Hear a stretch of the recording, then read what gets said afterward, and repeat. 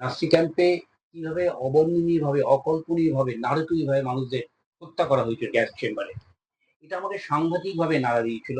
আমরা Annie ফ্র্যাঙ্কের diary পড়েছি।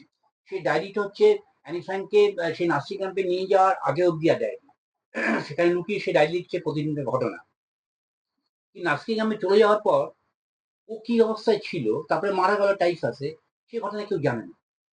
এই খোঁজ করতে করতে আমি পেয়ে গেলাম আর্নেস্ট নাভেলের একটি বই পেয়ে গেলাম, the footsteps of Anne Frank. সেখানে পেলাম যে নাসি ক্যাম্পে তাকে সহযোগিতা করেছিল কারা, এবং সেটা না খেতে পেয়ে পেয়ে দিনের পর দিন টাইফয়েডে মারা যায়, সেই ইতিহাস পেলাম। এবং অ্যানি ফ্র্যাঙ্কে সেই ইতিহাস পড়তে গিয়ে জানতে পারলাম যে আরো 12, 14, 15, 16 বছরের ছেলেমেয়েরা ডায়েরি লিখেছে এবং তারা প্রত্যেকেই মারা গেছে। এরকম 75টা ডায়েরি পাওয়া গেছে এবং তাদের সেই অসহনীয় ঘটনা সে তারা লিখছে। আর অভাবনীয় যে 12, 14 বছরের ছেলেমেয়েরা কি পড়াশোনা করতো সেই সময়, একেবারে। তারা রাজনীতির কথা বলছে, তারা সাহিত্যের কথা বলছে, আর ওরকম অসহনীয় যন্ত্রণার মধ্যে তারা লুকিয়ে ডায়েরি লিখছে, তারপর লুকিয়ে রাখছে।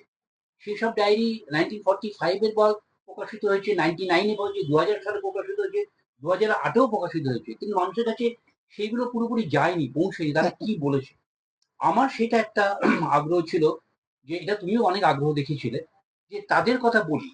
এরকম 14-15 জন ছেলে মেয়ের কথা আমি এই ডায়েরিতে অ্যানি ফ্র্যাঙ্ক সহ তাদের তুলে ধরেছি। যারা আছে রুটকা লাই আছে, রুটকা লাফটিয়ার আছে, রেনিয়াস স্পিগাল আছে, তারা এলসা বাইন্ডার আছে, এলেন বের আছে, মোসেফ টিঙ্কার আছে, সিরোভিক আছে, ডেভিড সিরোভিক আছে। এরকম এরকম 14-15 জনকে নিয়ে আমরা তাদের ডায়েরি তুলে ধরেছি, তারা কি লিখছে, তারা কি অসহ্য যন্ত্রণা সহ্য করেছে।